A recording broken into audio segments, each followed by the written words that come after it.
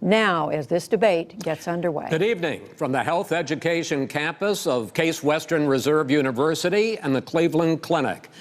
I'm Chris Wallace of Fox News, and I welcome you to the first of the 2020 presidential debates between President Donald J. Trump and former Vice President Joe Biden. This debate is sponsored by the Commission on Presidential Debates. The commission has designed the format, 6 roughly 15-minute segments, with 2-minute answers from each candidate to the first question, then open discussion for the rest of each segment. Both campaigns have agreed to these rules. For the record, I decided the topics and the questions in each topic. I can assure you, none of the questions has been shared with the commission or the two candidates. This debate is being conducted under health and safety protocols designed by the Cleveland Clinic, which is serving as the health security advisor to the commission for all 4 debates. As a precaution, both campaigns have agreed the candidates will not shake hands at the beginning of tonight's debate.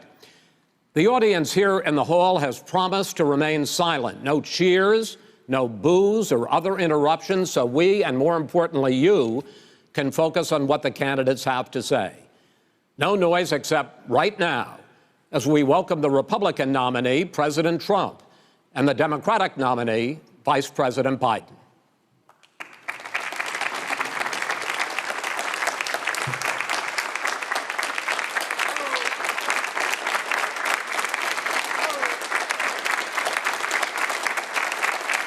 How you doing, man? How are you? I'm well.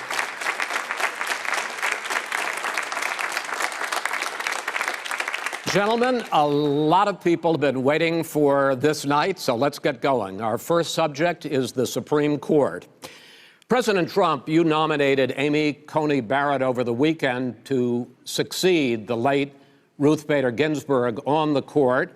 You say the Constitution is clear about your obligation and the Senate's to consider a nominee to the court. Vice President Biden, you say that this is an effort by the president and Republicans to jam through an appointment and what you call an abuse of power. My first question to both of you tonight: why are you right in the argument you make and your opponent wrong? And where do you think a Justice Barrett would take the court? President Trump, in this first segment, you go first, 2 minutes. Thank you very much, Chris. I will tell you very simply, we won the election. Elections have consequences. We have the Senate, we have the White House, and we have a phenomenal nominee, respected by all, top academic, good in every way, In fact, some of her biggest endorsers are very liberal people from Notre Dame and other places. So I think she's going to be fantastic. We have plenty of time, even if we did it after the election itself. I have a lot of time after the election, as you know. So I think that she will be outstanding. She's going to be as good as anybody that has served on that court. We really feel that. We have a professor at Notre Dame, highly respected by all, said she's the single greatest student he's ever had. He's been a professor for a long time at a great school. And we won the election, and therefore we have the right to choose her. And very few people knowingly would say otherwise. And by the way, the Democrats, they wouldn't even think about not doing it. If they had, the only difference is they'd try and do it faster. There's no way they would give it up. They had Merrick Garland, but the problem is they didn't have the election, so they were stopped. And probably that would happen in reverse also. Definitely would happen in reverse. So we won the election, and we have the right to do it, Chris. President Trump, thank you. Same question to you, Vice President Biden. You have 2 minutes. Well, first of all, thank you for doing this, and looking forward to this, Mr. President. Thank you, Joe. The American people have a right to have a say in who the Supreme Court nominee is. And that say occurs when they vote for United States senators and when they vote for the President of the United States. They're not going to get that chance now because we're in the middle of an election already. The election has already started. Tens of thousands of people have already voted. And so the thing that should happen is we should wait.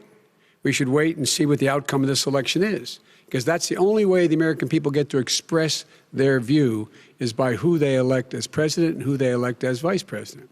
Now, what's at stake here is the president's made it clear he wants to get rid of the Affordable Care Act. He's been running on that. He ran on that, and he's been governing on that. He's in the Supreme Court right now trying to get rid of the Affordable Care Act, which will strip 20 million people from having insurance, health insurance now, if it goes into court. And the justice, and I have nothing, I'm not opposed to the justice. She seems like a very fine person. But she's written before she went on the bench, which is her right, that she thinks that the Affordable Care Act is not constitutional. The other thing that's on the court, and if it's struck down, what happens? Women's rights are fundamentally changed. Once again, a woman could be pay more money because she has a pre-existing condition of pregnancy. They were able to charge a woman more for the same exact procedure a man gets. And that ended when we, in fact, passed the Affordable Care Act. And there's 100 million people who have pre-existing conditions, and they'll be taken away as well. Those pre-existing conditions, the insurance companies are going to love this. And so it's just not appropriate to do this before this election. If he wins the election and the Senate is Democrat or Republican, then he goes forward. If not, we should wait until February. All right. There aren't 100 million people with pre-existing conditions. As far as the say is concerned, the people already had their say. Okay, Justice Ginsburg said very powerfully, very strongly, at some point, 10 years ago or so, she said a president and the Senate is elected for a period of time, but a president's elected for 4 years. We're not elected for 3 years. I'm not elected for 3 years. So we have the Senate, we have a president. He's elected to the next during election. that period of time, we have an opening. I'm not elected for 3 years. I'm elected for 4 years. And the 100 million people, Joe, the 100 million people is totally wrong. I don't know where you got that number. The bigger problem that you have is that you're going to extinguish 180 million people with their private health care that they're very happy with. That's simply not true. Well, you're certainly going to socialist. You're going to socialist medicine. We're now into, gentlemen, we're now into open discussion. Open discussion. Open discussion. Yes, I agree. Go ahead, Vice President. Number one, he knows that what I proposed.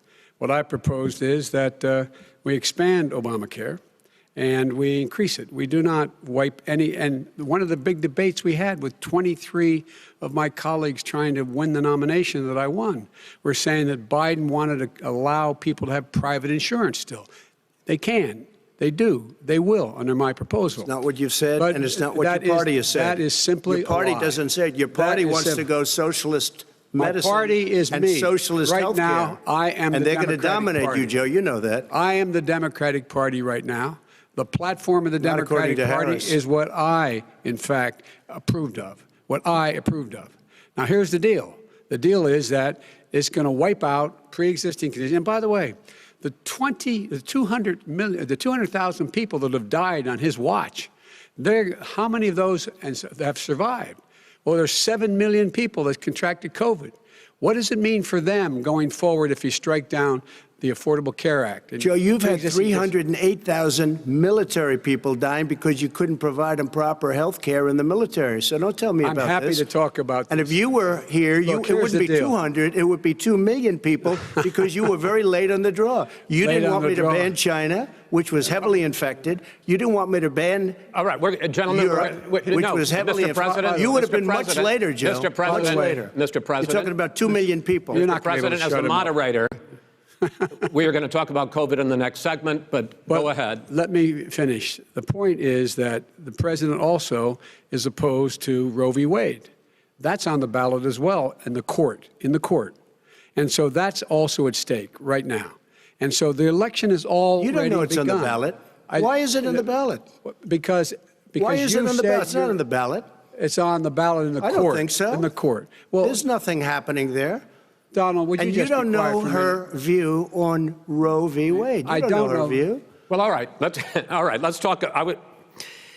We got a lot to unpack here, gentlemen. We got a lot of time. So on health care, and then we'll come back to Roe v. Wade. All right. Mr. President, the Supreme Court will hear a case a week after the election in which the Trump administration, along with 18 state attorneys general, are seeking to overturn That's right. Obamacare, to end Obamacare. You have spent the last... Because they want to give good health care. If I may ask my question, sir.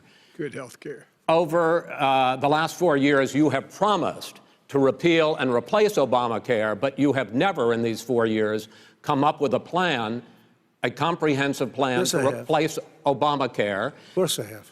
Well, I got rid of the individual mandate. I'm going to give you an Excuse opportunity. me. I got rid of the individual mandate, which was a That big is not a chunk of comprehensive That plan. is absolutely a big thing. That was the worst I part of didn't ask you, Obamacare. sir. Chris, You're that was the debating him, worst not part of me. Obamacare. Let me ask my Well, question. I'll ask Joe. The individual mandate was the most unpopular Mr. Vice Pre- aspect of Mr. Obamacare. I President, got rid of it. I'd like and you we to, will protect Mr. people President, with I'm the pre-existing moderator of this conditions. debate, and I would like you to let me ask my question, and then you can answer your ahead. question.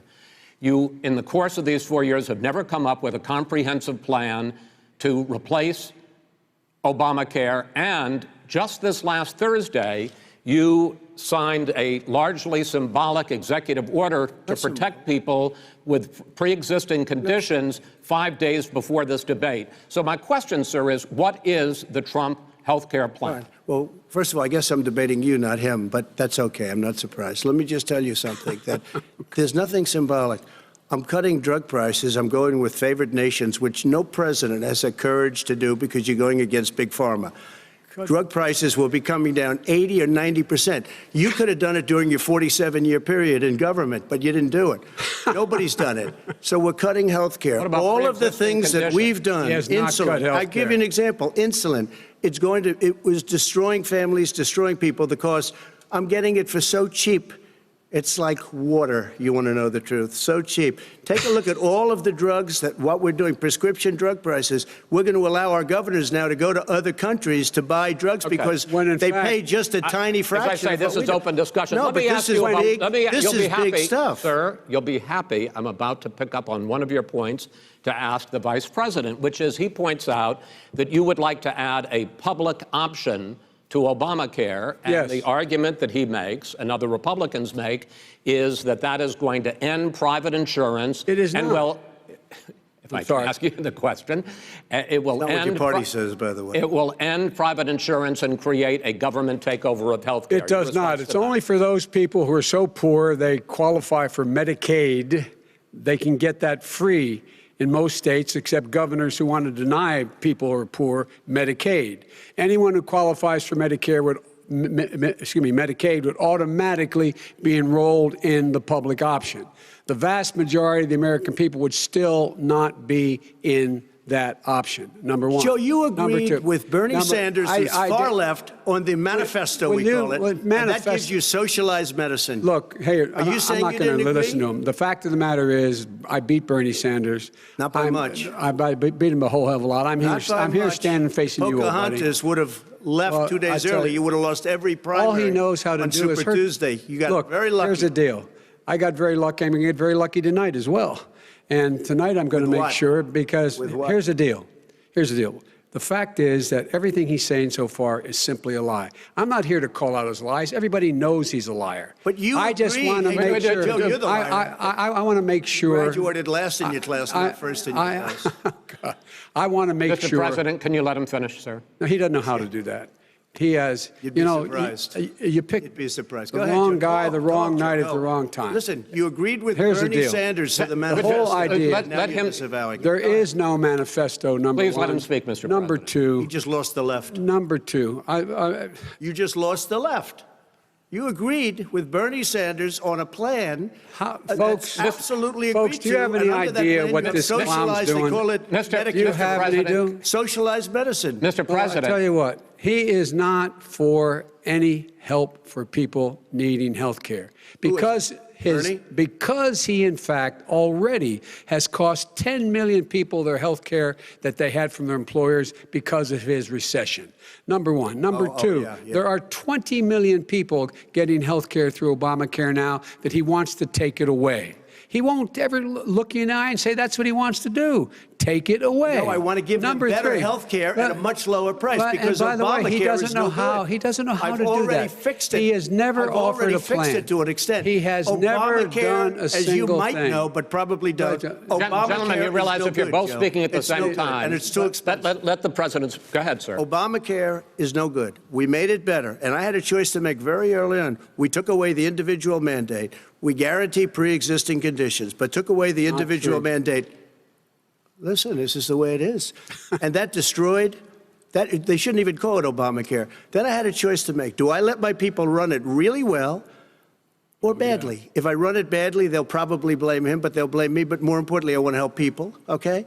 I said, you got to run it so well. That's what he's and known I just had a meeting with them. They said, the problem is no matter how well you run Obamacare, it's a disaster. It's too expensive. Okay. Premiums are too high, and it doesn't work. So we do want to get rid of it. Chris, we want to get rid of it. I understand it, sir, but I have to give you roughly equal time. Good. Please let the Vice President talk. Good. He has no plan for health care. Of course we do. He sends out wishful thinking. He has executive orders that have no power. He hasn't lowered drug costs for anybody. He's been promising a health care plan since he got elected. He has none, like almost everything else he talks about. He does not have a plan. He doesn't have a plan. And the fact is, this man doesn't know what he's talking about. All right. I have one final question for you, sure. Mr. Vice President. If Senate Republicans, we were talking originally about the Supreme Court here, if Senate Republicans go ahead and confirm Justice Barrett, there has been talk about ending the filibuster or even packing the court, adding to the 9 justices there. You call this a distraction by the president, but in fact it wasn't brought up by the president. It was brought up by some of your Democratic colleagues in the Congress. So my question to you is, you have refused in the past to talk about it. Are you willing to tell the American people tonight whether or not you will support either ending the filibuster or packing the court? Whatever position I take on that, that'll become the issue. The issue is the American people should speak. You should go out and vote. You're in voting now. Vote and let your senators know how strongly you feel. Vote now. Are you going to pack the Make court? sure you, in fact, let people know He doesn't want you're a to answer senator. the question. I'm not going to answer the question Why because wouldn't you answer that because question? the question You want to put a lot of new Supreme Court justices, radical left. Will you shut up, man? Listen, who is on your list, Joe? Who's on your list? Right, gentlemen, I think this we've is ended so this. He's going to pack the court. We have I'm not going to give a list. We have ended this segment. We're going to move on to the second segment. That was really a productive segment, wasn't it? Keep yapping, man. The people understand, Joe. They sure 47 years you've done nothing. They understand. All right. The second subject is COVID-19, which is an awfully serious subject, so let's try to be serious about it. We have had more than 7 million cases of coronavirus in the United States, and more than 200,000 people have died. Even after we produce a vaccine, experts say that it could be months or even years before we come back to anything approaching normal. My question for both of you is, based on what you have said and done so far and what you have said you would do starting in 2021, why should the American people trust you more than your opponent to deal with this public health crisis going forward? In this case, the question goes to you first, sir. 2 minutes uninterrupted. Good luck. 200,000 dead. As you said, over 7 million infected in the United States. We, in fact, have 4% of the world's population, 20% of the deaths. 40,000 people a day are contracting COVID.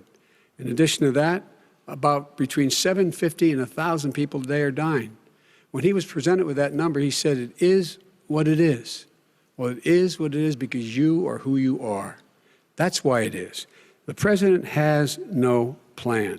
He hasn't laid out anything. He knew all the way back in February how serious this crisis was. He knew it was a deadly disease. What did he do? He's on tape as acknowledging he knew it. He said he didn't tell us or give people a warning of it because he didn't want to panic the American people. You don't panic. He panicked. In addition to that, what did he do? He went in and we were insisting that the people we had on the ground in China should be able to go to Wuhan and determine for themselves how dangerous this was. He did not even ask Xi to do that. He told us what a great job Xi was doing. He said we owe him a debt of gratitude for being so transparent with us. And what did he do then? He then did nothing. He waited and waited and waited. He still doesn't have a plan. Wrong. I laid out Sir, back in March exactly so what we wrong. should be doing. And I laid out again in July what we should be doing. We should be providing all the protective gear possible. We should be providing the money the House has passed in order to be able to go out and get people the help they need to keep their businesses open schools. It costs a lot of money.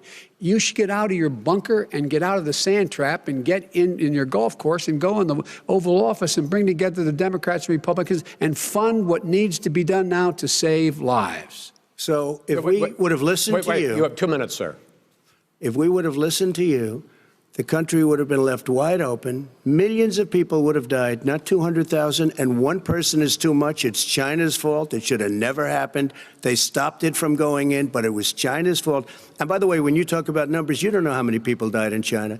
You don't know how many people died in Russia. You don't know how many people died in India. They don't exactly give you a straight count, just so you understand. But if you look at what we've done, I closed it, and you said he's xenophobic. He's a racist, and he's xenophobic because you didn't think I should have closed our country. Wait a minute. It says 2 minutes. You didn't think we should have closed our country because you thought it was terrible. You wouldn't have closed it for another 2 months.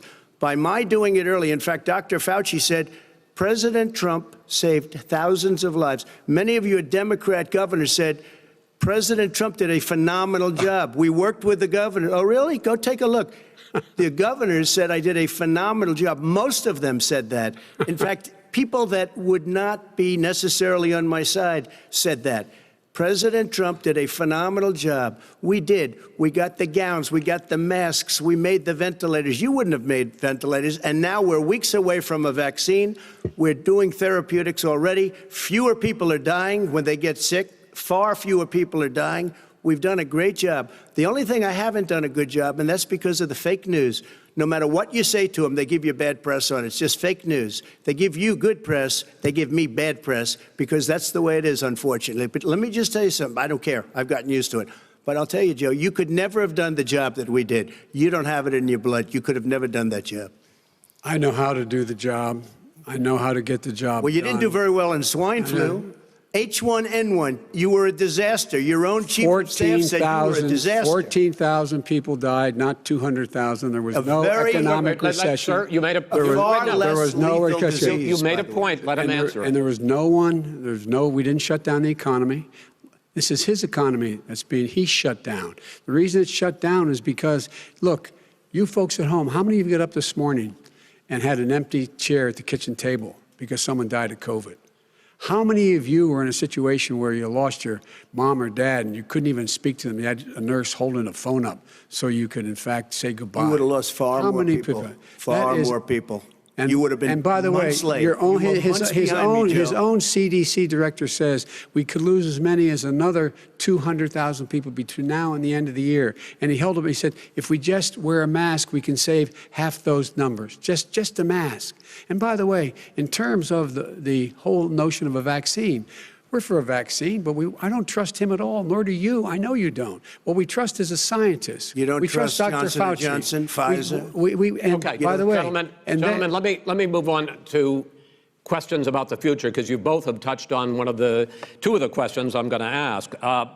Focusing on the future first, President Trump, you have repeatedly either contradicted or been at odds with some of your government's own top scientists. The week before last, the head of the Centers for Disease Control, Dr. Redfield, said it would be summer before the vaccine would become generally available to the public. You said that he was confused and mistaken. Those were your two words. Yeah. But Dr. Slaoui, the head of your Operation Warp Speed, has said exactly the same thing. Are they both wrong? Well, I've spoken to the companies, and we can have it a lot sooner. It's a very political thing because people like this would rather make it political than save lives. God. It is a very political thing. I've spoken to Pfizer. I've spoken to all of the people that you have to speak to. We have great Moderna, Johnson & Johnson, and others. They can go faster than that by a lot. Become very political because the left, or I don't know if I call them left, I don't know what I call them. So you're suggesting that the head of your Operation Warp Speed, Dr. Slaoui? I disagree with him. Yeah, no, I disagree with both of them. And he didn't say that. He said it could be there, but it could also be much sooner. I had him in my office 2 days ago. He talked about the summer, sir, before it's generally available, just like He Dr. said it's a Redfield. possibility that we'll have the answer before November 1st. It could also be I'm talking after about when it's that. generally available. Not Well, when we're it going will to be. deliver it right away. We have the military all set up logistically. They're all set up. We have our military that delivers soldiers, and they can do 200,000 a day. They're going to be this delivering is the the same vaccine. man It's who all told set you up. by Easter this would be gone away. by the warm weather, it'd be gone. Miraculous, like a miracle. And by the way, maybe you could inject some bleach in your arm, and that would take care of it. This is the same man. That was said sarcastically, That was you know that. That was said sarcastically. And so here's the deal. This man is talking about a vaccine. Every serious company is talking about maybe having a vaccine done by the end of the year. But the distribution of that vaccine will not occur until sometime beginning or the middle of next year to get it out, if we get the vaccine. And pray God we will. Pray God we will. Mr. Vice President, I want to pick up You'll have on the that. vaccine sooner I want to than pick that. up on this question, though. You say the public can trust the scientists, but they can't trust President Trump. In fact, you said that again tonight. Your running mate, Senator Harris, goes further, saying the public health experts, quote, will be muzzled, will be suppressed. Given the fact that polls already show that people are concerned about the vaccine and are reluctant to take it, are you and your running mate, Senator Harris, contributing to that fear? No more than the question you just asked him. You pointed out. He puts pressure and disagrees with his own scientists. But you're saying Everybody you can't, knows. or Senator And Harris is saying no, you can't trust the scientists. No, you can trust the scientists. She didn't say that. You can't trust She said the public health Did say experts, that. quote, will be muzzled, will be suppressed. Well, that's what he's going to try to do. But there's millions of scientists, there's thousands of scientists out there, like here at this great hospital, that don't work for him. Their job doesn't depend on him.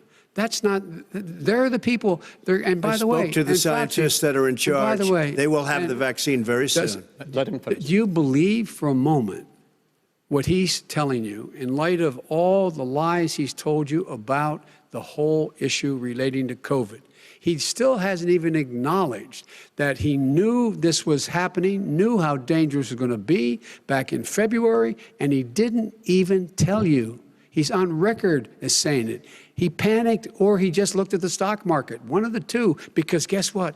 A lot of people died, and a lot more are going to die unless he gets a lot smarter, a lot quicker. Mr. President? Did you use the word smart? So you said you went to Delaware State, but you forgot the name of your college. You didn't go to Delaware State. You graduated either the lowest or almost the lowest in your class. Don't ever use the word smart with me. Don't ever use that word. Oh, give me a break. Because you know what? There's nothing smart about you, Joe. 47 years, you've done nothing. Well, let's have this debate. And if We'll you see would have who's had, let me just tell you something, Joe. No, if you would have had the charge of what I was put through, I had to close the greatest economy in the history of our country. And by the way, now it's being built again. See, and it's We're going to going get up to the fast. economy in the next segment, sir. Okay.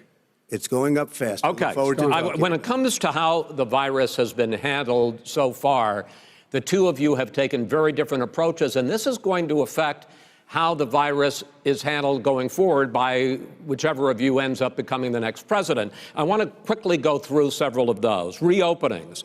Vice President Biden, you have been much more reluctant than President Trump about reopening the economy and schools. Why, sir? Because he doesn't have a plan. If I were running, I'd know what the plan is. You've got to provide these businesses the ability to have the money to be able to reopen with the PPE as well as with the sanitation they need. You have to provide that them to Nancy plastic. Pelosi. Well, he's just shush for a minute. Tell it to Nancy Pelosi. And Schumer, by the Brian way, Chuck. Nancy Pelosi and Schumer, they have a plan.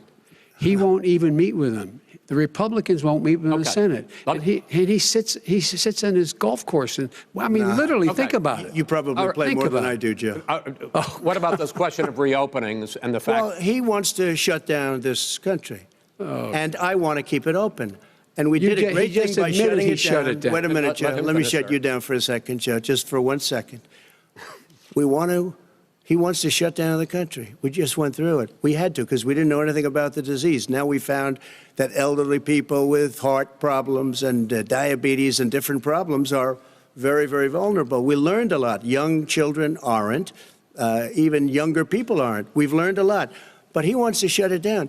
More people will be hurt by continuing. If you look at Pennsylvania, if you look at certain states that have been shut down, they have Democrat governors all. One of the reasons they're shut down is because they want to keep it shut down until after the election on November 3rd. I want to move on to another because subject. it's a I want to move political on to another I subject. gotta But respond. those states are not doing well that are shut down Which is right gotta now. respond to that. President Wants to shut Trump, down the you whole have country. begun to increasingly question the effectiveness of masks as a disease preventer.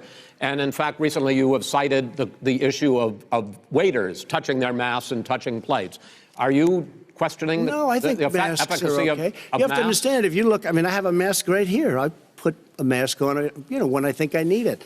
Tonight, as an example, everybody's had a test, and you've had social distancing and all of the things that you have to. But I Just wear like your masks rallies. when needed. When needed, I wear masks. Okay, let me ask. I don't wear masks like him. Every time you see him, he's got a mask. He could be speaking 200 feet away from it. He shows up with the biggest mask I've ever seen. I will say this. Vice President Biden, go ahead, sir. Look, the way to open businesses is give them the wherewithal to be able to open. We provided money. The Congress. But I was asking you, sir, about masks. Well, masks make a big difference. His own head of the CDC said if we just wore masks between now, everybody wore masks in social distance between now and January, we'd probably save up to 100,000 lives. It matters. And they've also It said the matters. opposite. They've also said the opposite. No serious person said the opposite. They've no also said, well, look serious all right, I at wanna Dr. ask you- Fauci. Dr. Fauci said the He opposite. did not I say want to the ask you, opposite. we He got a said little very bit more than a strongly, minute left in this masks segment. are not good. Then he changed his mind. He said masks are good. I'm wanna okay ask- with masks. I I'm want to not ask you fighting both about masks. one last subject, because your different approaches has even affected the way that you have campaigned. President Trump, you're holding large rallies with crowds packed together, thousands of people. Outside. Outside, yes, sir, agreed. Vice President Biden, you are holding much smaller events with Because nobody will show up. people with. Well, it's true. Nobody shows up to his rallies. All right. In any case, why you holding the big rallies? Why you not? You goes first, sir. Because people want to hear what I have to say. I mean, But are you I've not done a worried great about it job spreading as a disease? president, and I'll have 35,000 people show up at airports. We use airports. Are you and not worried hangars, about and we the have a disease lot of issues, people. sir? Well, so far we have had no problem whatsoever. It's outside. That's a big difference, according to the experts. And we do them outside. We have tremendous crowds, as you see. I mean, and literally on 24 hours' notice. And Joe does the circles and has 3 people someplace. Okay. By the way, did you see sir. one of the last big rallies he had? And a reporter came up to him to ask him a question. He said, no, stand back. Put on your mask. Put on a mask. Have you been tested?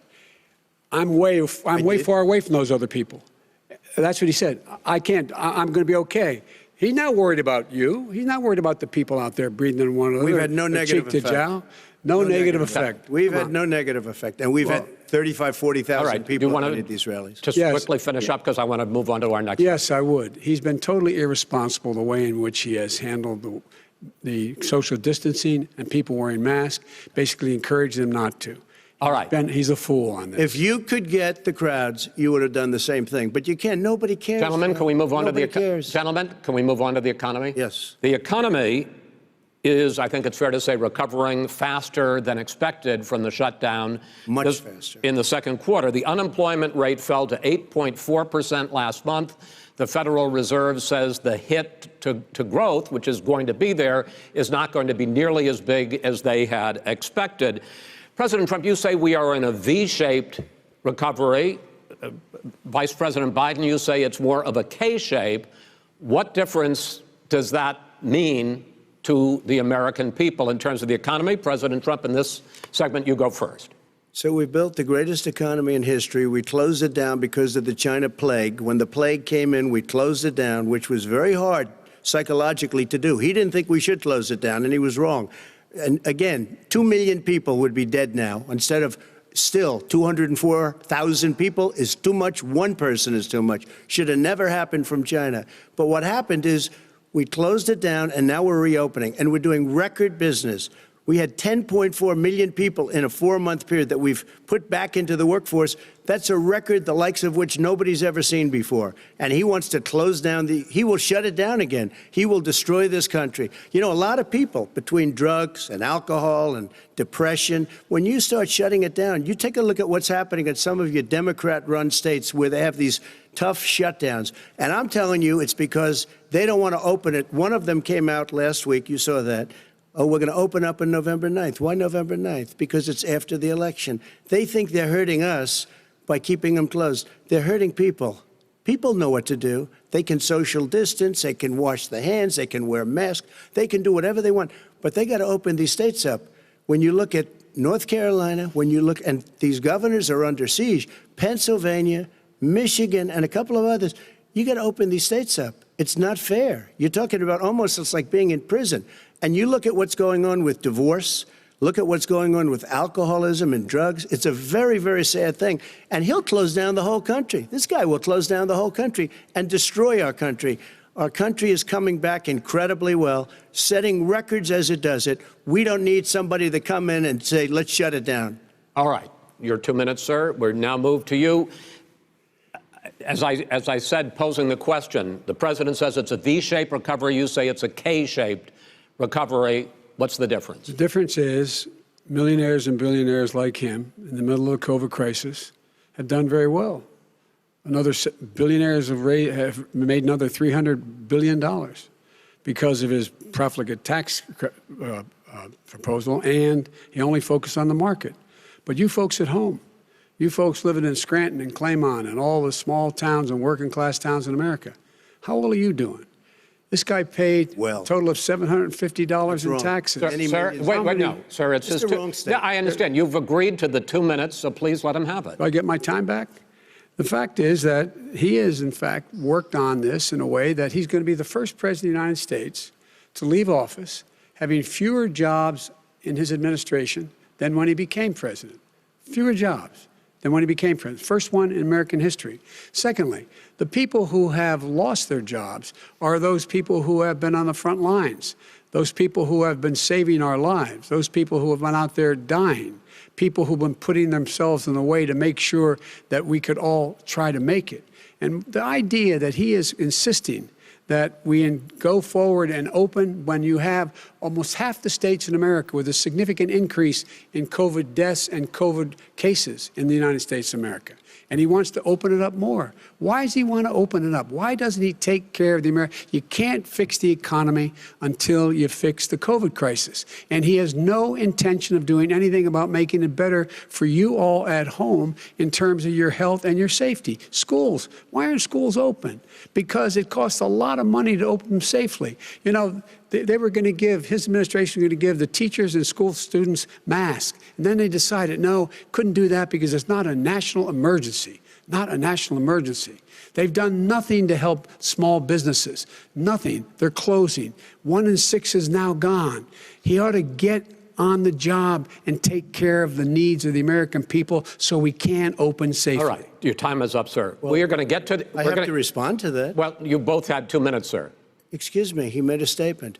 So did you. People want their schools, people want their schools open. They don't want to be shut down. They don't want their state shut down. They want their restaurants. I look at New York. It's so sad what's happening in New York. It's almost like a ghost town, and I'm not sure it can ever recover what they've done in New York. People want their places open. They want to get back to their lives. They'll be careful, but they want their schools open. I'm the one that brought back football. By the way, I brought back Big Ten football. It was me, and I'm very happy to do it. And people of Ohio are very proud of me. And you know how I found out? When he took a phony ad. Gentlemen, we're going to get to your economic plans going forward in a moment. But first, Mr. President, as you well know, there's a new report that in 2016, the year you were elected president, and 2017, your first year as president, that you paid $750 a year in federal income tax each of those years. I know that you pay a lot of other taxes, but I'm asking you the specific question. Is it true that you paid $750 in federal income taxes each of those 2 years? I paid millions of dollars in taxes, millions of dollars of income tax. And let me just tell you, there was a story in one of the papers. I paid $38 million 1 year. I paid $27 million. Show us your tax returns. I went. You'll see it as soon as it's finished. You'll see it. You know, if you want to go to the Board of Elections. There's a 118-page or so report that says everything I have, every bank I have, I'm totally under-leveraged because the assets are extremely good, and we have a very, I built a great company. I'm asking you a specific question, which is... let me tell you. I understand all of that. I understand all of that. No, Mr. President. Go ahead. I'm asking you a question. Will you tell us how much you paid in federal income taxes in 2016 and 2017? Millions of dollars. You paid millions of dollars? Millions of dollars, So yes. not 750? Millions of dollars, and you'll get to see it. And you'll get to see it. But let me just tell you, Chris, let me just tell you something, that it was the tax laws. I don't want to pay tax. Before I came here, I was a private developer. I was a private business people. Like every other private person, unless they're stupid, they go through the laws, and that's what it is. He passed a tax bill that gave us all these privileges for depreciation and for tax credits. We build a building and we get tax credits, like the hotel on Pennsylvania Avenue. You get a massive, which, by the way, was given to me by the Obama administration, if you can believe that. Now, the man got fired right after that happened. But Vice President Biden, you want to respond? Yeah, I do want to respond. Look, the tax code that made him, put him in a position that he pays less tax than a school teacher makes, on the money a school teacher makes, is because of him he says he's smart because he can take advantage of the tax code. And he does take advantage of the tax code. That's why I'm going to eliminate the Trump tax cuts. And I'm going to eliminate those tax cuts and make sure that we invest in the people who, in fact, need the help. People out there need help. But why didn't you do it over the last 25 years? Because you weren't president. Because you weren't president screwing things up. You were a senator. And You're by the way, worst you were president America has ever had. Hey, Come Joe, on. let me just tell you, Joe, I've done more in 47 months. I've done more than you've done in 47 years, Joe. We've done things that you never even thought of doing, including fixing the broken military that you gave me, including taking care of your vets. Mr. President, we're talking about the economy. I'd like to ask you about your plans going forward, because, Mr. Vice President, your economic plan, if you were to be elected president, focuses a lot on big government, big taxes, big spending. I want to focus first on the taxes. You propose more than $4 trillion over a decade in new taxes on individuals making more than $400,000 a year and on corporations. President Trump says that that kind of an increase in taxes is going to hurt the economy as it's just coming out of a recession. Well, just take a look at what as the analysis done by Wall Street firms points out that my economic plan would create 7 million more jobs than his in 4 years, number one. And number two, it would create an additional $1 trillion in economic growth, because it would be about buying American. That we're going to make this federal government spend $600 billion a year on everything from ships to steel to buildings and the like. And under my proposal, we're going to make sure that every penny of that has to be made by a company. But respectfully, sir, I'm talking about taxes, not spending. By the way, I'm going to eliminate a significant number of the tax. I'm going to make the corporate tax 28%. It shouldn't be 21%. You have 91 companies, in the Fortune 500, who don't pay a single penny in tax, making billions of dollars. Why didn't you do it before when you were vice president with Obama? Because you, in fact, passed that. That was your tax proposal. I got it done. And you know what happened? Yeah, you got it done. Our economy boomed like it's never boomed. The economy is busted. Let me finish. Mr. President, let me pick up on that. You would continue your free market approach, lower taxes, more deregulation, correct? Not lower taxes for American people. But let me, Excuse me. But in Obama's, you talk about the economy booming, it turns out that in Obama's final 3 years as president, more jobs were created, 1.5 million more jobs than in the first 3 years of your presidency. They had the slowest recovery economic recovery since 1929. It was the slowest recovery. Also, they took over something that was down here. All you had to do is turn on the lights and you pick up a lot. But they had the slowest economic recovery since 1929. Let me tell you about the stock market. When the stock market goes up, that means jobs. It also means 401ks. If you got in, if you ever became president with your ideas, you want to terminate my taxes, I'll tell you what, you'll lose half of the companies that have poured in here will leave, and plenty of companies that are already here, they'll leave for other places. They will leave, and you will have a depression, the likes of which you've never seen. Look, we inherited the worst recession short of a depression in American history. I was asked to bring it back. We were able to have an economic recovery that created the jobs you're talking about. We handed him a booming economy. He blew it. It wasn't booming. Blew it. He blew it. It wasn't booming. It was the weakest recovery since 1929. Is it fair to say he blew it when fact, when there was record low unemployment before COVID? Yeah, but because what he did, even before COVID, manufacturing went in the hole. Manufacturing went in a hole. Excuse number me, one. Chris. Wait. Number two. Chris. Number three. They said it would take. No, you were number two. No. Chris. They said it would This take guy a is miracle to bring back manufacturing.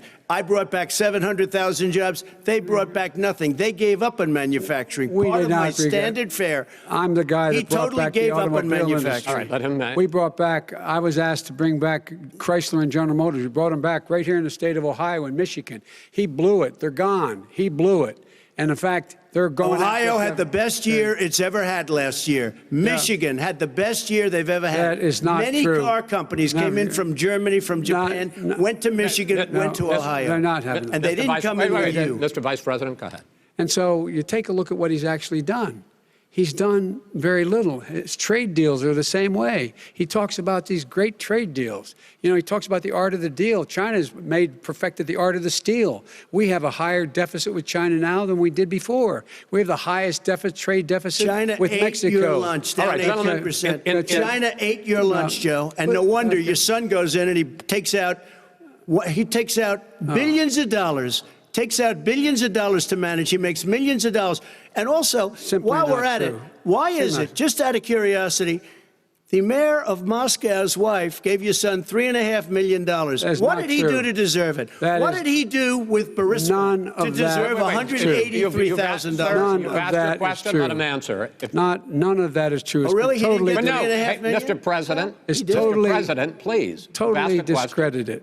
Totally discredited. And by the way, Well, wait, he let's didn't get No, no. $3.5 million, Joe? Mr. Vice, He got Mr. $3.5 million. President, that is not true. Oh, really? Mr. Oh. President, But, Mr. it's an open discussion, please. Now, It's a fact. Well, It you is have not a raised an fact. issue. Let the It's been Vice totally President answer. discredited. Did There was a Burisma pay him report. $183,000 a month with no experience in energy? Mr. Look, President, no job. My son did nothing wrong at Burisma. I think he did. and Mr. the only guy President, that let did him something- answer. He doesn't want to let me answer because he knows I have the truth. His position has been totally, thoroughly discredited. who? And The media? By everybody. Well, by the By the media, media, by our because they refuse to allies, talk by the about it World because they're Bank, embarrassed. by everyone has discredited. Matter of fact, even Mr. the people President, who please stop. testified under oath. So let me under ask you oath, this, under- Joe. under No, oath. go ahead, Mr. I'm listening to Even you. the people under. He got $3.5 million from testified- Moscow. He testified under oath in his administration, said, I did my job and I did it very well. Oh, I did really? it I'd like honorably. to know who they are. Well, I'll give you the list I'll of the fire people who them. testified. No, go ahead, sir. Sure, you've already fired most of them because they did a Some good because job. some people don't do well, a good here's job. With you, Go they ahead. say- You get here's the wait deal. a minute. You get the final word, Mr. Well, it's hard to get any word in with this clown. Excuse me, this. Hey, this let me just person. tell you, No. Mr. President. $3.5 Mr. million, President. Joe. That is simply. Why did not he true. deserve $3.5 million It from did- Moscow? Look, here's the deal. We want to talk about families and ethics. I don't want to do that. I mean, his family we could talk about all night. His family's My already. family, No, let him go. my family already lost wrote- a fortune by coming down and helping Go us ahead. with Go ahead, government. sir. And that's such a. they're right That's here. it, Mr. That's such President. a Every great. single one of them lost This a is not fortune about President. my coming and family or helping his us with family. It's government. about your family, They the didn't American collect $3.5 people. million He for doesn't. nothing. That's not true. It doesn't want to talk about what you need. You, the American people. It's about you. That's what we're talking about. you here. should All right, Not that's the end of the Shouldn't have segment. taken the money. We're moving on. He didn't take them. Well, Vice it's a very- President, but Chris, no, can I be honest? It's a very important Try to be question. honest. No, He I- stood I- up. No, he stood up, the answer to and the he question is no. threatened Ukraine. No, sir. With $1 billion, if you don't that get rid of is the press. You know what? You're absolutely wait, not stop. You're on true. tape doing it. You're going to Not have tape. True. Gentlemen. Is- I hate to raise Chris, my voice, he's but on it seems tape. to be, why should I be different than the two of you? So here's the That's a deal. good point. We have 6 segments. We have ended that segment. We're going to go to the next segment. In that segment, you each are going to have 2 uninterrupted moments. In those 2 uninterrupted minutes, Mr. President, you can say anything you want. I'm going to ask a question about race, but if you want to answer about something else, go ahead. But I think that the country would be better served if we allowed both people to speak with fewer interruptions. I'm appealing to you, sir, to do that. Well, and him too. Well, frankly, you've been doing more interrupting Well, that's than all he right, has. but he does plenty. Well, less than, sir, less there's than. plenty. No, less than you have.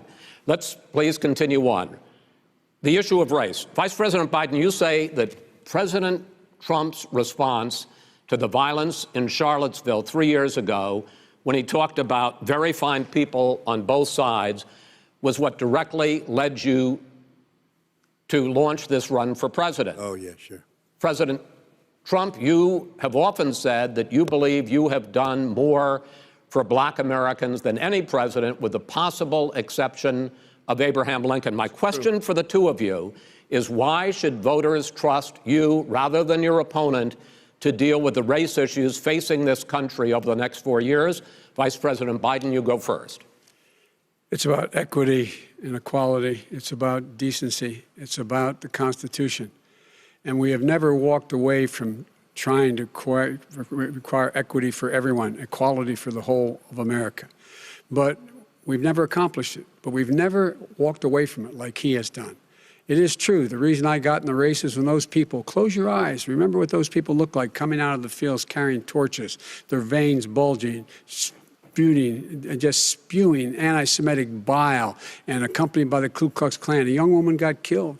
And they asked the president what he thought. He said there were very fine people on both sides. No president has ever said anything like that. It is whose Now, 2 second, minutes, sir. Second point I'd make to you is that when Floyd was killed, when Mr. Floyd was killed, there was a peaceful protest in front of the White House. What did he do? He came out of his bunker, had the military use tear gas on him so he could walk across to a church and hold up a Bible. And then what happened after that? The bishop of that very church said that it was a disgrace. The general who was with him said all he ever wants to do is divide people, not unite people at all. This is a president who has used everything as a dog whistle to try to generate racist hatred, racist division. This is a man who, in fact, you talk about helping African Americans. 1 in 1,000 African Americans has been killed because of the coronavirus. And if he doesn't do something quickly, by the end of the year, 1 in 500 will have been killed. 1 in 500 African Americans. This man is the savior of African Americans. This man cares at all. This man's done virtually nothing. Look, the fact is that you have to look at what he talks about. You have to look at what he did. And what he did has been disastrous for the African-American community.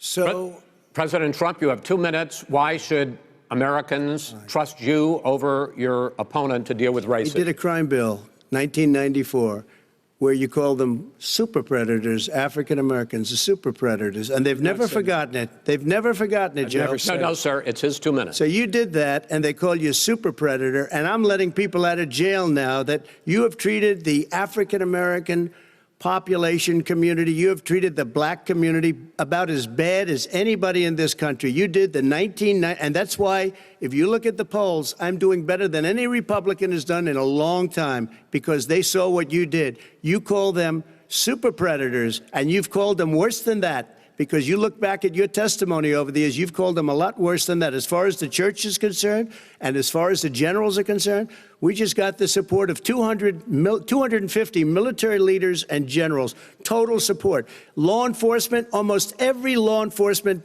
group in the United States. I have Florida, I have Texas, I have Ohio, I have Portland. The sheriff just came out today and he said, I support President Trump. I don't think you have any law enforcement. You can't even say the word law enforcement, because if you say those words, you're going to lose all of your radical left supporters. And why aren't you saying those words, Joe? Why don't you say the words law enforcement? Because you know what? If they called us in Portland, we would put out that fire in a half an hour, but they won't do it because they're run by radical left Democrats. If you look at Chicago, if you look at any place you want to look, Seattle, they heard we were coming in the following day, and they put up their hands, and we got back Seattle. Minneapolis, we got it back, Joe, because we believe in law and order, but you don't. The top 10 cities and just about the top 40 cities are run by Democrats and, in many cases, radical left. And they've got you wrapped around their finger, Joe, to a point where you don't want to say anything about law and order. And I'll tell you what, the people of this country want and demand law and order, and you're afraid to even say it. All right. I want to return to the question of race.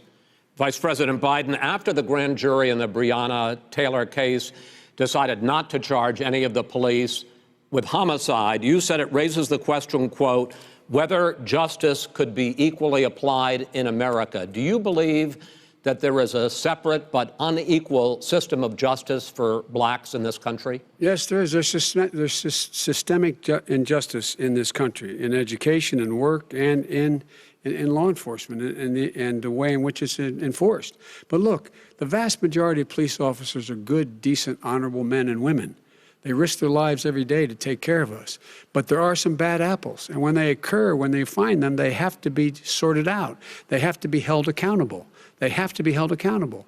And what I'm going to do as President of the United States is call together an entire group of people at the White House, well, everything from the civil rights groups to the police officers, to the police chiefs, and we're going to work this out. We're going to work this out so we change the way in which we have more transparency in when these things happen. These cops aren't happy to see what happened to George Floyd. These cops aren't happy to see what happened to Breonna Taylor. Most don't like it. But we have to have a system where people are held accountable. And by the way, violence in response is never appropriate. Never appropriate.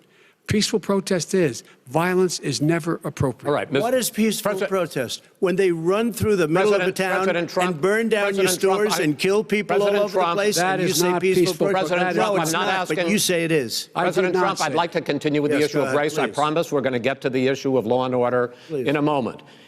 This month, your administration directed federal agencies to end racial sensitivity training that addresses white privilege or critical race theory. Why did you decide to do that, to end racial sensitivity training? And do you believe that there is systemic racism in this country, sir?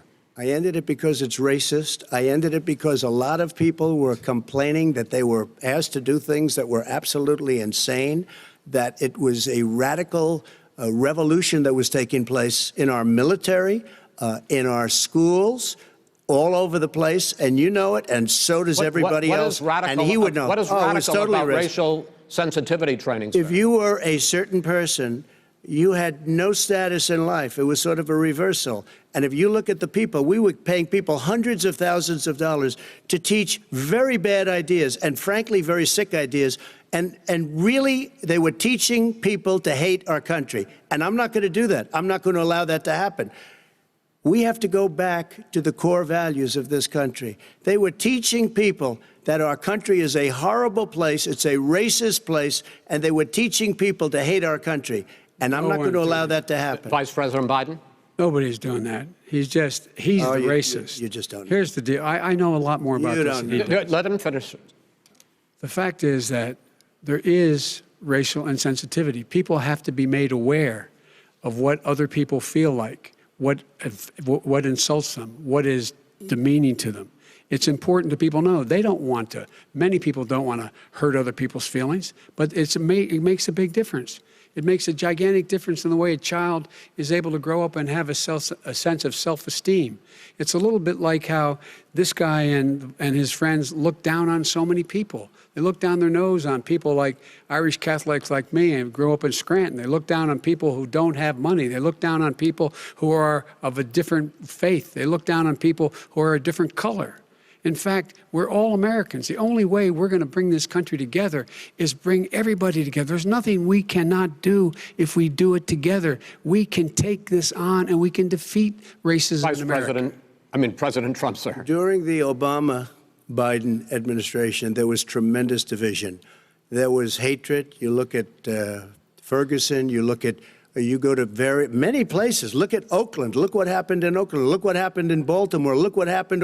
Frankly, it was more violent than what I'm even seeing now. Oh, my but Lord. The reason is that ridiculous. the Democrats that run these cities don't want to talk like you about law and order. Violent and you crime. still haven't mentioned. Violent Are you crime. in favor of law and order? I'm in favor of law. You follow it. Are you in favor of law and order? Go yes, ahead, I'm say in favor. You asked a question, let him finish. Law and order. Law and order. Let him answer. Law and order with justice, where people get treated fairly. Okay. And the fact of the matter is, violent crime went down 15% in our administration. All right. It's gone up on his watch. Went down much more in ours. All right, we're now. Mr. President, you're going to be Mr. President, every record in the book. Mr. President, you're going to be very happy because we're now going to talk about law and order. Places we had trouble were Democratic-run cities. That's exactly my question. There has been a dramatic increase in homicides in America this summer, particularly, and you often blame that on Democratic mayors and Democratic governors, but in fact, there have been equivalent spikes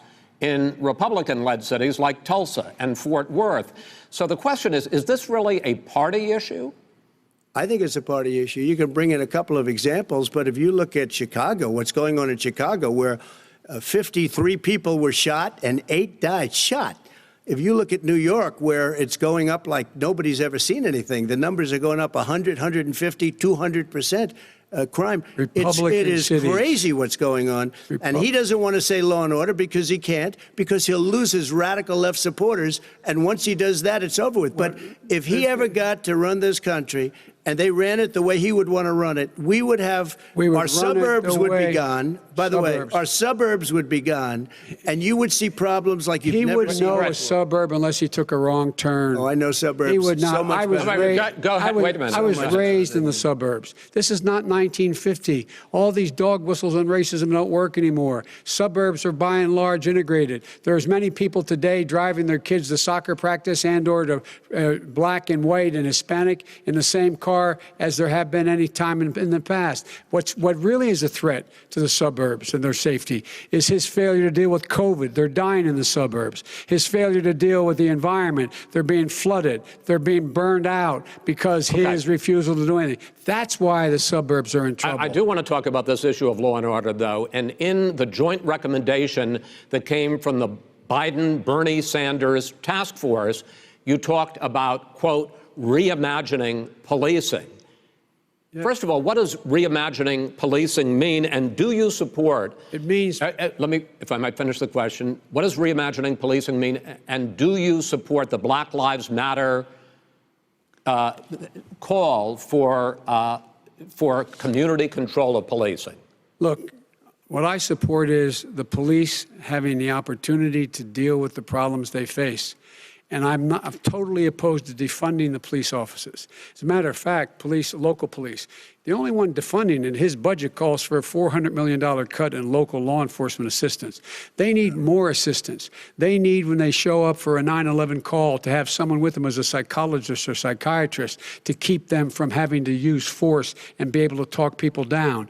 We have to have community policing like we had before, where the officers get to know the people in the communities. That's when crime went down. It didn't go up, it went down. And so we have to be engaged. That's not what they're talking about, Chris. That's not what they're talking about. He's talking about defunding the police. That is not true. He doesn't have any law support. Look, he has no law enforcement support. That's not true. Almost nothing. Look. Oh, really? Who do you have? Name one group that supports you. Name one group that came out and supported you. Go ahead. Think. We have time. We don't have time to do anything. No, think about it.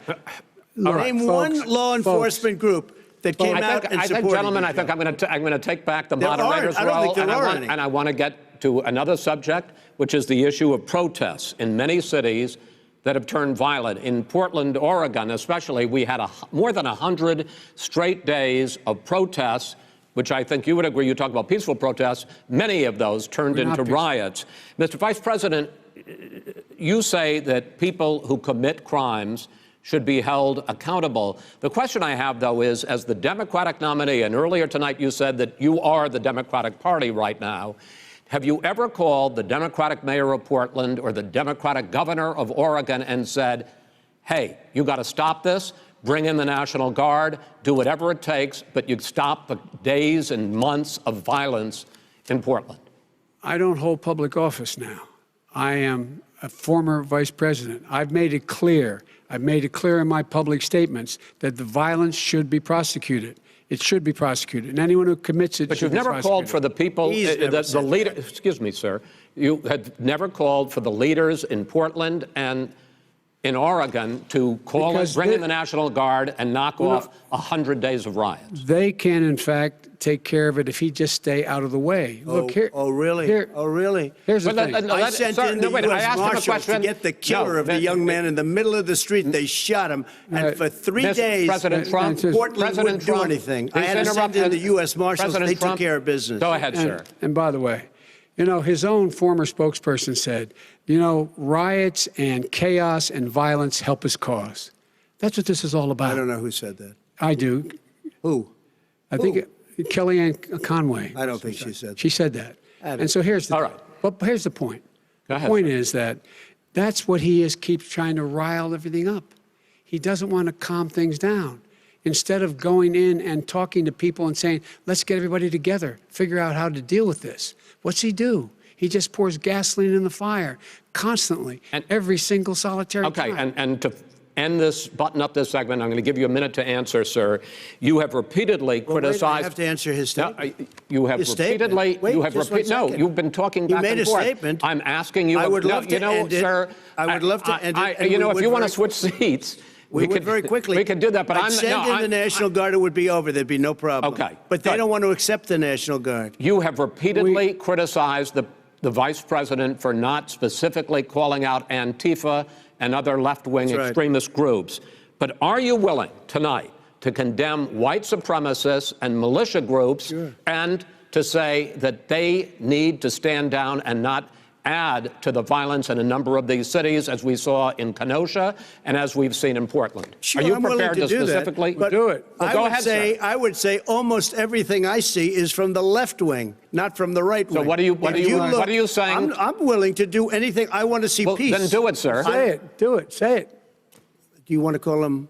What do you want to call him? Give me a name. Give me a White name. Go ahead. supremacists Who and would white you like me to supremacists. condemn? White Proud Boys. supremacists and right Proud Boys, stand back and stand by. But I'll tell you what. Somebody's got to do something about Antifa and the left, because this is not a right-wing problem. His This own is a left-wing. FBI director This said is a the threat left-wing of Go ahead, problem. white Go ahead, sir. supremacists. Antifa's an idea, not an organization. Oh, you gotta be not kidding. militia. That's what Oh, really? his It's an idea. His Okay. FBI director Gentlemen, said. Well, we're then gonna- you know what? No, He's no, wrong. we're done, sir. We're moving on to the next. Everybody We're moving. gives you Bat advice hits in you your over the head, that's administration. not an idea. Everybody in Antifa your is bad. administration tells you the truth has a bad idea. Can I tell you what? You have no ideas. that are Antifa is a dangerous All right, radical gentlemen, group. we're now moving on to the Trump and and you ought to be Biden careful records. with them. They'll overthrow you. When in a 2 president, seconds. I'm going to ask a question. When the president seeks a second term, it is generally a referendum on his record. But Vice President Biden, you like to quote one of your dad's sayings, which is, don't compare me to the almighty, compare me to the alternative. And in this case, sir, you are the alternative. Looking at both of your records, I'm going to ask each of you, why should voters elect you president over your opponent? In this segment, President Trump, you go first, 2 minutes. Because there has never been an administration or president who has done more than I've done in a period of 3.5 years. And that's despite the impeachment hoax. And you saw what happened today with Hillary Clinton, where it was a whole big con job. But despite going through all of these things, where I had to fight both flanks and behind me and above, there has never been an administration that's done what I've done. The greatest, before COVID came in, the greatest economy in history, lowest unemployment numbers. Everything was good. Everything was going. And by the way, there was unity going to happen. People were calling me for the first time in years. They were calling and they were saying, it's time maybe. And then what happened? We got hit, but now we're building it back up again. A rebuilding of the military, including Space Force and all of the other things. A fixing of the VA, which was a mess under him. 308,000 people died because they didn't have proper health care. He was a mess. And we now got a 91% approval rating at the VA, our vets. We take care of our vets. But we've rebuilt our military. The job that we've done, and I'll tell you something, some people say maybe the most important. By the end of the first term, I'll have approximately 300 federal judges and Court of Appeals judges, 300, and hopefully 3 great Supreme Court justices. That is a record, the likes of which very few people, and you know one of the reasons I'll have so many judges? Because President Obama and him left me 128 judges to fill. When you leave office, you don't leave any judges. That's like, you just don't do that. They left 128 openings, and if I were a member of his party, because they have a little different philosophy, I'd say if you left us 128 openings, you can't be a good president, you can't be a good vice president. But I want to thank you because it gives us almost, it'll probably be above that number by the end of this term. Fine, sir. 300 judges, it's a record. Looking at both your records, why should voters elect you president as opposed to President Trump? this You have 2 president- minutes uninterrupted. Under this president, we become weaker, sicker, poorer, more divided, and more violent. When I was vice president, We inherited a recession. I was asked to fix it. I did. We left him a booming economy, and he caused a recession. With regard to being weaker, the fact is that I've gone head-to-head with Putin and made it clear to him we're not going to take any of his stuff. He's Putin's puppy. He still refuses to even say anything to Putin about the bounty on the heads of American soldiers. Your son got $3.5 million. And by the way, my son... Wait a minute. Mr. President, your campaign agreed to both sides would get 2-minute answers uninterrupted. Well, your side agreed to it, and why don't you observe what your campaign agreed to as a ground rule, okay, sir? He never keeps his word. Can you add back No, I'm not asking. That was a rhetorical question. Can you add back 30 seconds? Yeah, yes, okay. You may have. All right. Go ahead. So, thirdly, we're poor. The billionaires have gotten much more wealthy by a tune of over $300 to $400 billion more just since COVID. You in the home, you got less. You're in more trouble than you were before. In terms of being more violent, when we were in office, there were 15% less violence in America than there is today. He's president of the United States. It's on his watch. And with regard to more divided, the nation can't stay divided. We can't be this way. And speaking of my son, the way you talk about the military, the way you talk about them being losers and being and just being suckers, my son was in Iraq. He spent a year there. He got the Bronze Star. He got the Conspicuous Service Medal. He was not a loser. He was a patriot, and the people left behind there were heroes. Really? And I resent. Are you talking about Hunter? Are you talking about Hunter? I'm talking about my son, Bo Biden. You're talking about. I don't know Bo. I know Hunter. Yeah, Hunter you know got Bo. thrown. Hunter got thrown out of the military. He was thrown out, dishonorably discharged. That's not true. He For wasn't dishonorably cocaine use. And he didn't have a job until you became vice president. Once you None became of that vice is president, true. he made a fortune in Ukraine, in China, in Moscow, That is simply and various not other places. true. He My made son, a fortune. Gentlemen, my son, and he didn't have a job. My son, like a lot of people we know at home, had a drug problem. He's overtaken it. He's fixed it. He's worked on it, and I'm proud of him. But why was he given tens of millions of dollars? But he wasn't given tens of millions of dollars. dollars. That is totally, President Trump, we've already been totally discredited. We've already been through this. I think the American people would rather hear about more substantial subjects. Well, you know, as the moderator, sir, I'm going to make a judgment call here. Gets $3.5 million from the mayor of Moscow. Let's talk about not true. Gentlemen, that report is totally discredited. Mitt Romney on that committee said it wasn't worth taxpayers' money, that report. It was written for political reasons. You know, I'd like to talk about climate change. So would I. Okay. The forest fires in the West are raging now. They have burned millions of acres. They have displaced hundreds of thousands of people. When state officials there blame the fires on climate change, Mr. President, you said, I don't think the science knows. Over your 4 years, you have pulled the U.S. out of the Paris Climate Accord. You have rolled back a number of Obama environmental records. What do you believe about the science of climate change? And what will you do in the next 4 years to confront it? I want crystal clean water and air. I want beautiful, clean air. We have now the lowest carbon. If you look at our numbers right now, we are doing phenomenally. But I haven't destroyed our businesses. Our businesses aren't put out of commission. If you look at the Paris Accord, it was a disaster from our standpoint. And people are actually very happy about what's going on because our businesses are doing well. As far as the fires are concerned, you need forest management in addition to everything else. The forest floors are loaded up with trees, dead trees that are years old, and they're like tinder, and leaves and everything else. You drop a cigarette in there, the whole forest burns down. You've got to have forest management. What do you You've got to have cuts. What do you believe about the science of climate change, sir? I believe that we have to do everything we can to have immaculate air, immaculate water, and do whatever else we can that's good. You know, we're planting 1 billion trees, the Billion Tree Project, and it's very exciting for a lot of people. You believe that human pollution, greenhouse gas emissions contributes to the global warming of this planet? I think a lot of things do, but I think to an extent, yes. I think to an extent, yes. But I also think we have to do better management of our forests. Every year, I get the call, California's burning. California's burning. If that was cleaned, if that were if you had forest management, good forest management, you wouldn't be getting those calls. You know, in Europe, they live their forest cities. They're called forest cities. They maintain their forests. They manage their forests. I was with the head of a major country. It's a forest city. He said, sir, we have trees that are far more, they ignite much easier than California. There shouldn't be that problem. I spoke with the governor about it. I'm getting along very well with the governor.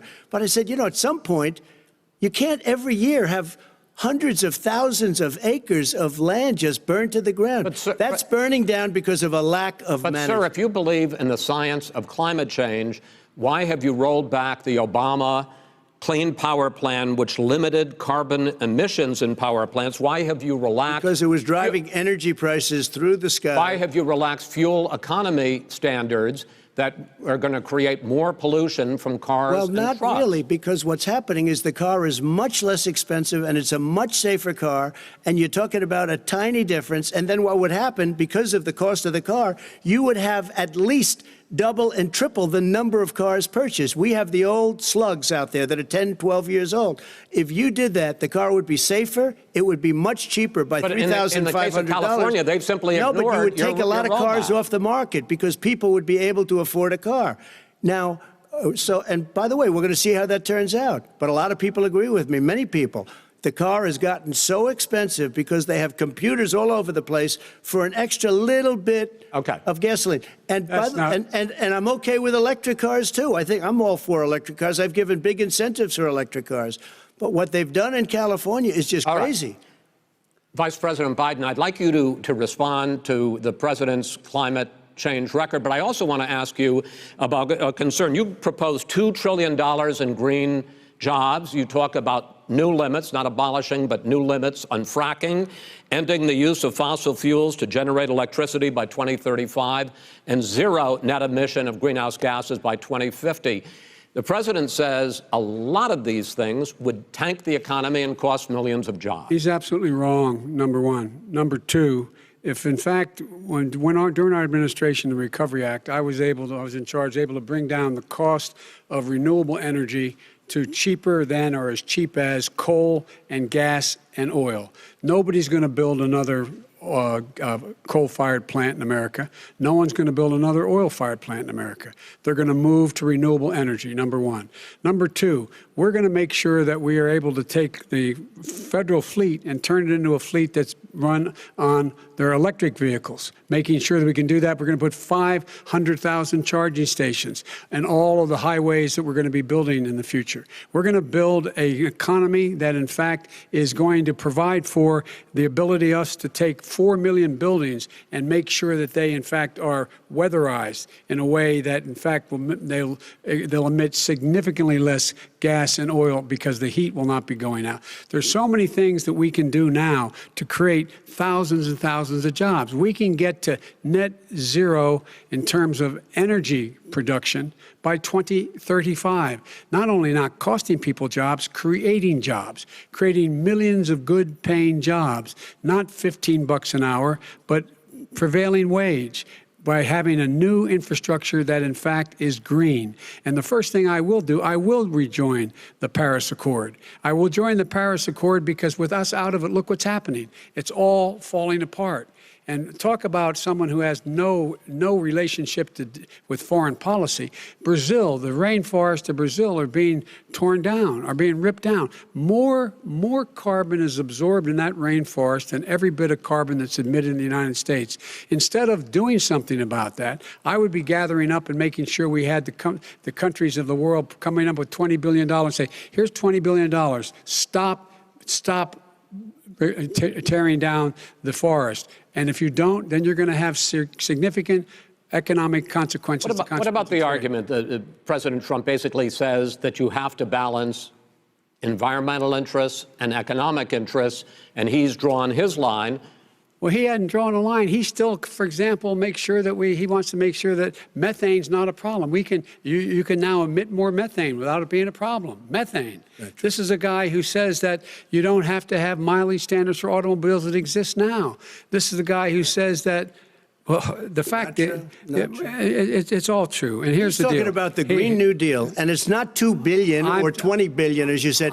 It's $100 trillion. I'm talking about where they the want to rip Biden down plan. Go for a buildings minute, and then you can go. and rebuild the building. No, It's the that is dumbest, not- most that ridiculous, is not where the case. airplanes are out of Wait a minute, business, That's it. where two-car systems are out, where they Not want true. to take out the cows, too. Not That's true. not true either, right? Not this is true. this is a $100 Simply, trillion. look, That's more money than our that is- country could make in that is 100 simply years if we're not going. the case. All right, let me destroy because, our because I country. actually, wait a minute, sir. I actually have studied your plan, and it includes upgrading 4 million buildings, weatherizing 2 million homes over 4 years, building 1.5 million energy-efficient homes.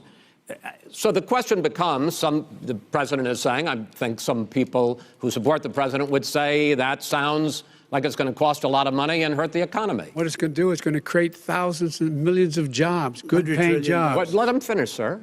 He doesn't know how to do that. $100 They- billion. The fact is, it's going to create millions of good-paying jobs, and these tax incentives to people for people to weatherize, which he wants to get rid of. It's going to make the economy much safer. Look how much we're paying now to deal with the hurricanes. By the way, he has an answer for hurricanes. He said maybe we should drop a nuclear weapon on them. They may. I never said that That's at all. he did say You made it up. And here's the deal. You make up a lot of things. We are going to be in a position where we can create hard, good jobs by making sure the environment is clean and we all are in better shape. We spend billions of dollars now, billions of dollars on floods, hurricanes, rising seas.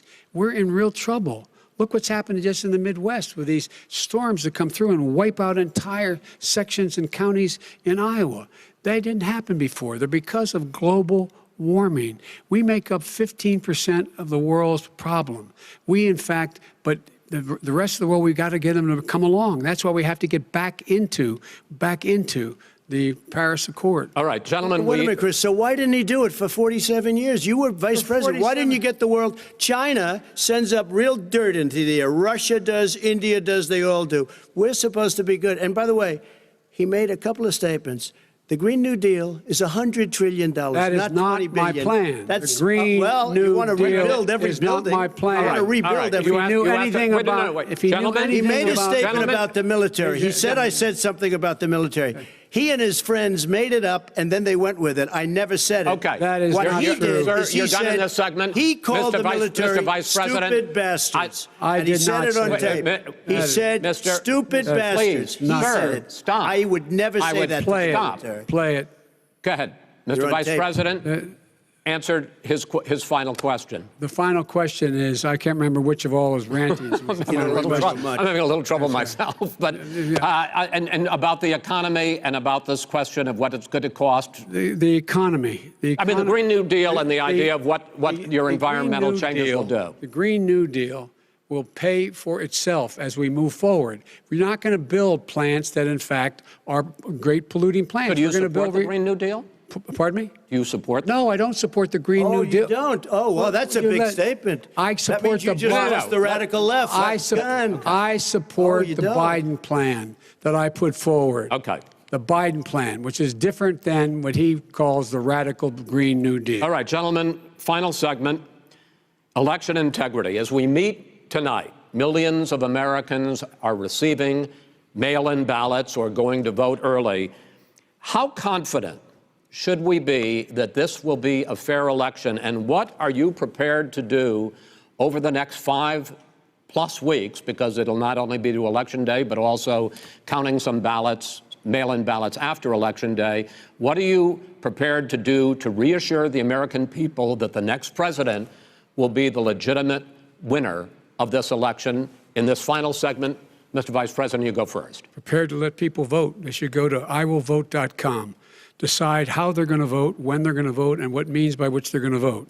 His own Homeland Security Director, and as well as the FBI Director, says there is no evidence at all that mail-in ballots are a source of being manipulated and cheating.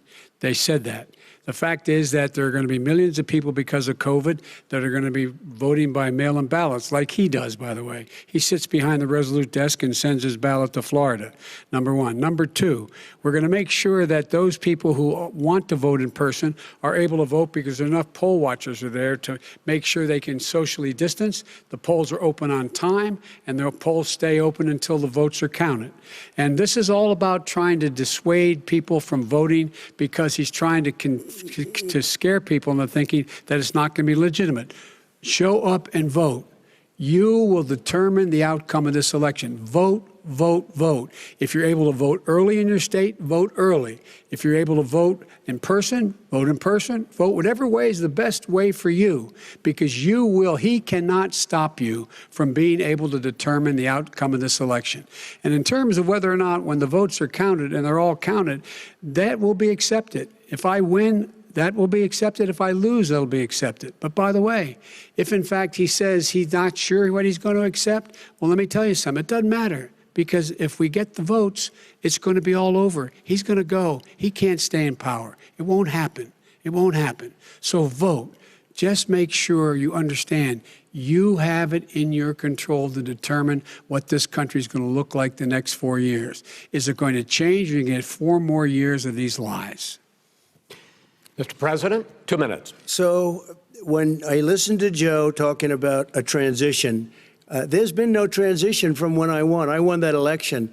And if you look at crooked Hillary Clinton, if you look at all of the different people, there was no transition, because they came after me trying to do a coup. They came after me spying on my campaign. They started from the day I won, and even before I won, from the day I came down the escalator with our First Lady. They were a disaster. They were a disgrace to our country. And we've caught them. We've caught them all. We've got it all on tape. We've caught them all. And by the way, you gave the idea for the Logan Act against General Flynn. You better take a look at that, because we caught you in a sense. And President Obama was sitting in the office. He knew about it, too. So don't tell me about a free transition. As far as the ballots are concerned, it's a disaster. A solicited ballot, okay, solicited is okay. You're soliciting, you're asking, they send it back, you send it back. I did that. If you have an unsolicited, they're sending millions of ballots all over the country. There's fraud. They found them in creeks. They found some with the name Trump, just happened to have the name Trump just the other day in a waste paper basket. They're being sent all over the place. They sent 2 in a Democrat area. They sent out 1,000 ballots. Everybody got 2 ballots. This is going to be a fraud like you've never seen. The other thing, it's nice on November 3rd, you're watching and you see who won the election. And I think we're going to do well, because people are really happy with the job we've done. But you know what? We won't know. We might not know for months, because these ballots are going to be all over. Take a look at what happened in Manhattan. Take a look at what happened in New Jersey. Take a look at what happened in Virginia and other places. They're not losing 2%, 1%, which, by the way, is too much. An election could be won or lost with that. They're losing 30 and 40%. It's a fraud, and it's a shame. And can you imagine where they say, you have to have your ballot in by November 10th.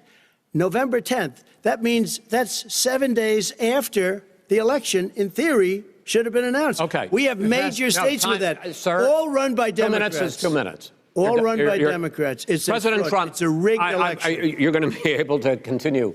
You have been charging for months that mail-in balloting is going to be a disaster. You say it's rigged, that it's going to lead to fraud. But in 2018, in the last midterm election, 31 million people voted mail-in voting. That was a quarter, more than a quarter of all the voters that year cast their ballots by mail. Now that millions of mail-in ballots have gone out, what are you going to do about it? And are you counting on the Supreme Court, including a Justice Barrett, to settle any dispute? Yeah, I think I'm counting on them to look at the ballots, definitely. I hope we don't need them in terms of the election itself. But for the ballots, I think so, because what's happening is incredible. I read today, where at least 1% of the ballots for 2016 were invalidated. They take them, we don't like them, we don't like them. But what are you going to do about it if there are millions of ballots going out right now? What you do is you go and vote. You do a solicited ballot, and that's okay, or you go and vote. I'm asking you about the fact that millions of people... You go and vote. You go and vote, but like they used to in the old... Millions of people... You either do, Chris, a solicited ballot where you're sending it in, they're sending it back, and you're sending... They have mailmen with lots of it. Did you see what's going on? Take a look at West Virginia, mailmen selling the ballots. They're being sold. They're being dumped in rivers. This is a horrible thing for our country. There is no. This is not. There is no. This is not going to end well. There is Okay. no This evidence is of that. not going Vice to President end well. Biden- 5 states In fact, have had go ahead, mail-in sir. ballots for the last decade or more. 5, including 2 Republican states. And you don't have to solicit the ballot. It's sent to you. It's sent to your home. What we're saying is, they're saying is that it has to be a postmark by the time, by Election Day. If it doesn't get in till the 7th, 8th, 9th, it still should be counted. He's just afraid of counting the votes because he knows You're the wrong. outcome. You're No, wrong. I want to continue with you on I this, love Vice counting the President votes. Biden. Chris, he's so wrong when he makes a in fact, statement no, like that. excuse me, Vice President Biden, the biggest problem, in fact, over the years with mail-in voting has not been fraud historically. It has been that sizable numbers, sometimes hundreds of thousands of ballots are thrown out because they have not been properly filled out, or there is some other irregularity, or they missed the deadline. So the question I have is, are you concerned that the Supreme Court with a Justice Barrett will settle any dispute? I'm concerned that any court would settle this because here's the deal. When you get a ballot and you fill it out, you're supposed to have an affidavit. If you didn't know, you have someone say that this is me. You should be able to, if in fact you can verify that's you before the ballot is thrown out, that's sufficient to be able to count the ballot because someone made a mistake and not dotting the correct I. Who they voted for, testify, say who they voted for, say it's you, that is totally legitimate. All right. Excuse me, Chris, when you have 80 million ballots, Gentlemen, I have a final Senate question. and swamping the system, you know it can't be done. You know it can't, and already All there's right. been So now, fraud. Mail service delivers wait a minute, gentlemen. And the 185 final million question pieces of mail a is: day. in million 8 ballots. states, we can keep talking. In It's 8 a states, disgrace. election workers are prohibited, currently by law, 8 states, from even beginning to process ballots, even take them out of the envelopes and flatten them until Election Day. That means that it's likely, because there's going to be a huge increase in mail-in balloting, that we are not going to know on election night who the winner is, that it could be days, it could be weeks. Could be months. Until we find out who the new president is. So first for you, sir, finally for the vice president, I hope neither of you will interrupt the other. Will you urge your supporters to stay calm during this extended period, not to engage in any civil unrest? And will you pledge tonight that you will not declare victory until the election has been independently certified?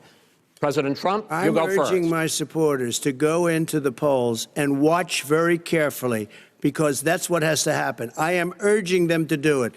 As you know, today there was a big problem. In Philadelphia, they went in to watch. They were called poll watchers, a very safe, very nice thing.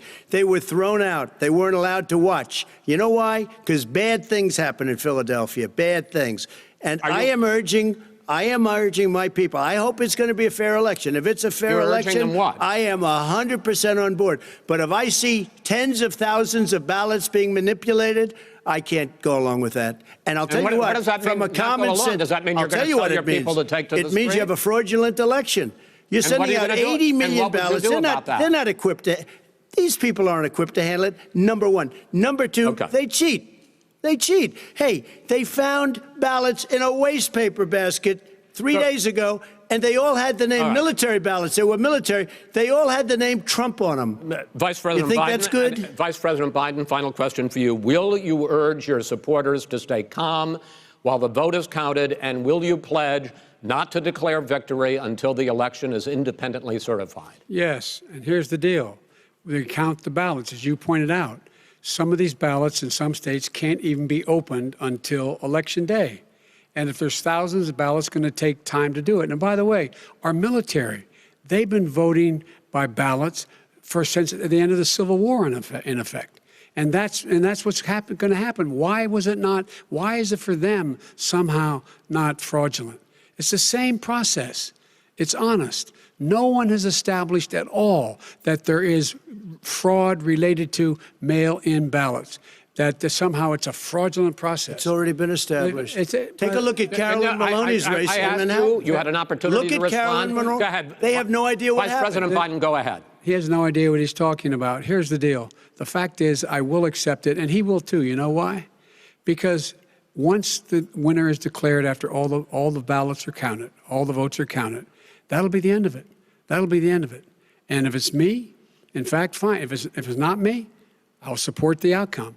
And I'll be a president not just for the Democrats. I'll be a president for Democrats and Republicans. And this guy, I want to see an honest ballot count. Gentlemen, you say that's the end of it? This is the end of this debate? Honest ballot count. We're going to leave it there. To be continued as in more debates as we go on.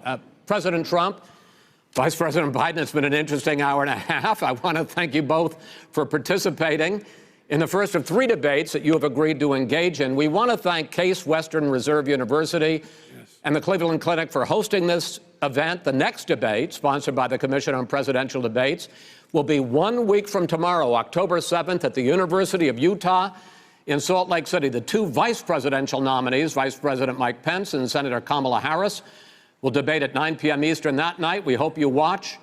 Until then, thank you and good night.